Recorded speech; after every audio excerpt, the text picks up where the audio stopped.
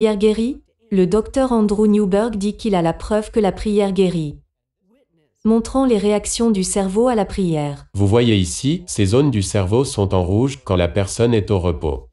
Mais ici, les couleurs passent en jaune quand la personne est en train de prier. Le docteur Newberg injecte des colorants radioactifs à ces sujets pour voir ce qui se passe quand elles prient. Il dit qu'à chaque fois, quelque chose de fascinant se produit.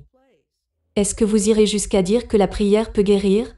Absolument, absolument. La prière peut guérir. Il y a des changements au niveau des différents neurotransmetteurs.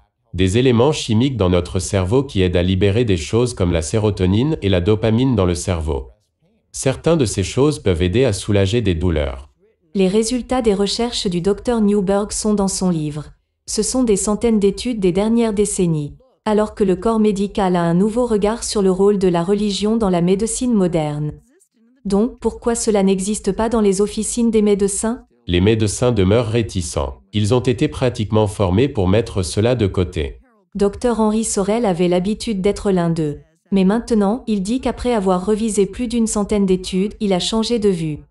Plus on est religieux et plus grand est le bien-être. Sorel est désormais celui qui dirige la lutte en aidant le corps médical pour que les médecins reconnaissent la puissance de la prière comme une arme de la guérison.